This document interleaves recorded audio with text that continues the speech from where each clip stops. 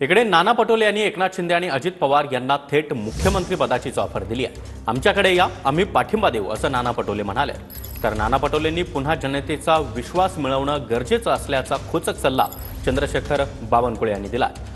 दरम्यान नाना पटोलेंची ऑफर हास्यास्पद आहे। ईडीच्या चाबुकाच्या भीतीनं कोणी युती सोडण्याचं धाडस करणार नाही असा टोला बच्चू कडूंनी लगावलाय। मला असं वाटतं की या दोघांनी अलर्ट झालं पाहिजे, सतर्क झालं पाहिजे। आम्ही आहोत सोबत, त्यामुळे त्यांना शुभेच्छा देत असताना त्यांच्या सुरक्षेच्या बद्दलची भूमिका मी या ठिकाणी मांडलेली आहे। बुरा न मानो होली आहे। तुम्ही त्यांच्या सोबत आहे म्हणजे नेमकं काय? तुम्ही त्यांच्या जवळ जाणार की त्यांना तुमच्या जवळ बोलवणार? आमच्याकडे बोलणार, आम्ही राष्ट्रीय पक्ष आमच्याकडेच त्यांना बोलवणार आम्ही आणि त्यांच्या सपोर्टला राहू। आम्ही वेळेला तर त्यांना ते मुख्यमंत्र्याची सध्या होड लागलेली आहे दोघांमध्ये, तर एकाला काही दिवस दोघांनाही मुख्यमंत्री बनवून टाकू। कारण भाजपच्या सपोर्टमध्ये ते मुख्यमंत्री होऊ शकत नाही।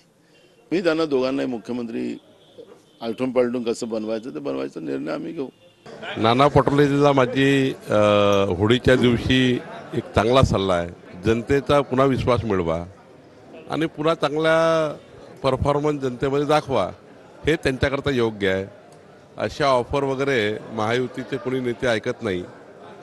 आमच्या देशाचा आणि महाराष्ट्राचा डबल इंजिन सरकारचा संकल्प आहे 14 कोटी जनतेच्या विकासाचा, त्यामुळे आम्ही विकासाला पुढे नेण्याकरता काम करतो आहे, अशा ऑफर करता काम करत नाही आहे। सरकारला चांगल्या सूचना देऊन सरकारला विकासाकडे न्यावं। तुम्ही सुद्धा विकासाकरता मदत करावी। होळीच्या दिवशी आज सर्व मतभेद दूर सारून आपण एकत्र महाराष्ट्र पुढे नेऊया। खरं तर मोठं हास्यास्पद आहे, कारण काँग्रेसच आता स्थिर आहे का नाही आहे समजत नाही।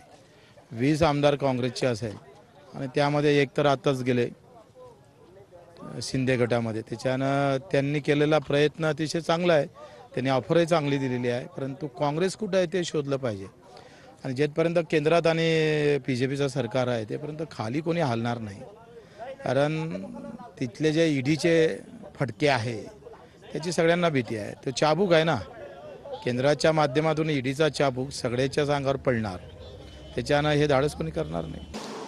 खरं म्हटलं हे विधान म्हणजे एक गमतीचा विनोदाचा भाग म्हणूनच समजून घेऊन आपण झालं पाहिजे, कारण महायुती म्हणून ही निवडणूक सगळ्यांनी मिळून एकत्रितपणे लढवलेली आहे। तिन्ही पक्ष एकत्र होते म्हणूनच एवढ्या जागा जनतेने उत्स्फूर्तपणे निवडून दिलेल्या आहेत। त्यामुळे असं काही घडणारं नाही। त्यामुळे त्यातला एक मजेचा भाग म्हणून शिमग्यात आपल्याकडे माहिती आहे कोकणात या वेगवेगळे सोंग किंवा अशी आणली जातात, त्या दृष्टीने आपण ह्याचा विचार करावा आणि सोडून द्यावा गमतीचा भाग।